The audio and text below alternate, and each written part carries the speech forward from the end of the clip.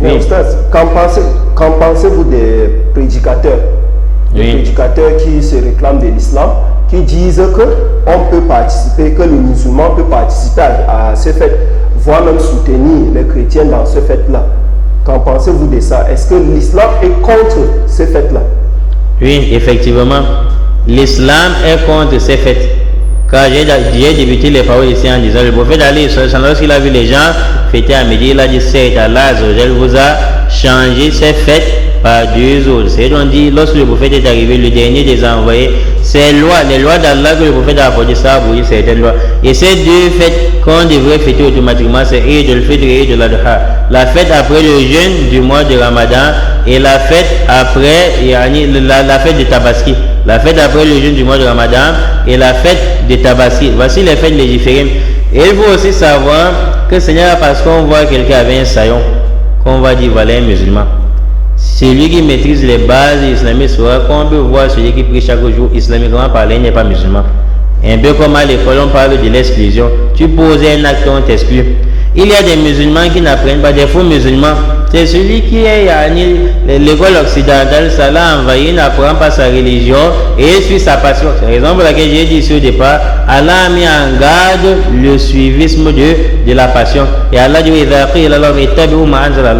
la page 26, premier verset, Allah dit, lorsqu'on leur dit suivez ce qu'Allah a fait descendre, Allah n'a pas fait descendre. Et suivez ce qu'Allah a fait descendre, on se pose la question, est-ce qu'Allah a fait descendre? Est-ce qu'il a révélé le 25 décembre? La réponse c'est non. Est-ce qu'il a révélé le 1er janvier? La réponse c'est non. Maintenant, si on dit, d'autres prédicateurs ont dit, on peut fêter le 25 décembre, le 1er janvier c'est pour tout le monde, on va se poser la question, qu'est-ce que le prophète a dit? Il a dit, on a changé ces fêtes par deux autres fêtes et on n'a pas cité le 25 décembre ni le 1er janvier. Cela n'a pas été révélé par Allah Azzawajal. Allah dit, il suit plutôt leurs parents, les passions. Et ce qu'il faut encore noter, c'est quoi? Regardez comment la fête authentique s'éprouve, lance les défis à d'autres fêtes. Les deux fêtes des musulmans, s'il y a même un troisième, c'est la fête du vendredi, le jour du vendredi. C'est considéré en islam comme fête. Il faut savoir que toutes ces fêtes, les deux fêtes, la fête de Tabaski et la fête de Tabaski et la fête après le jeûne du mois de Ramadan, ou bien si on considère le voyage comme fête, il faut savoir que toutes ces fêtes-là, miraculeusement, ça vient après des grands actes d'adoration. Et regardez comment la fête pure se montre étant une fête qu'on doit fêter. Ça provient du Seigneur de l'univers. Regardez par exemple la fête après le jeûne du mois de Ramadan. Ça vient après quoi? Ça vient après l'acte d'adoration qui est le jeûne. Et le jeûne en islam, c'est le troisième pilier. Un grand pilier en islam. Le jeûne, Allah l'aime beaucoup.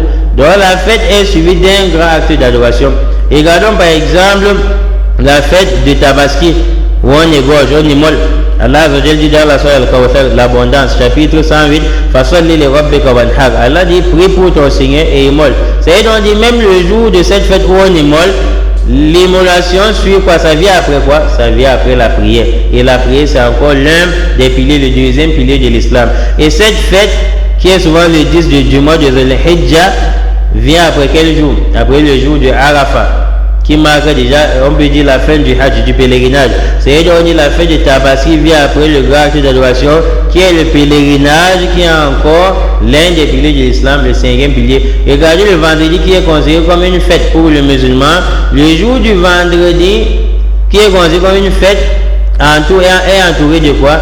Des deux unités de prière du vendredi. Donc, c'est considéré comme fête le jour de la grande prière qui est Jumu'ah. Ceci, c'est facile à comprendre.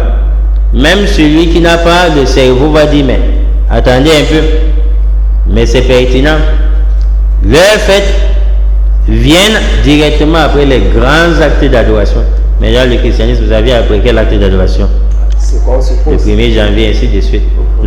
Et Allah dit, nous avons essayé de donner l'abondance. Prie pour ton Seigneur.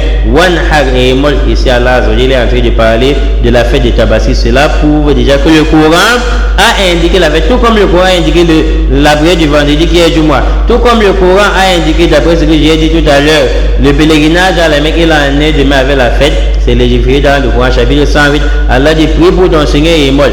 Ça parle de la fête. Si quelqu'un dit comment est-ce qu'ils ont envie de dire que ça parle de la fête, je vais dire, est-ce qu'on a déjà prié effectué la prière de soupe, on est immolé un jour? La réponse c'est non. La prière de 13h quelque, est-ce qu'on a déjà effectué après on immole? La réponse c'est non. Quelle est la prière dont lorsqu'on effectue on immole? C'est la prière qu'on effectue au stade le jour de la fête de Tabaski. Après la prière, maintenant on immole. Donc on parle en réalité de cette fête-là.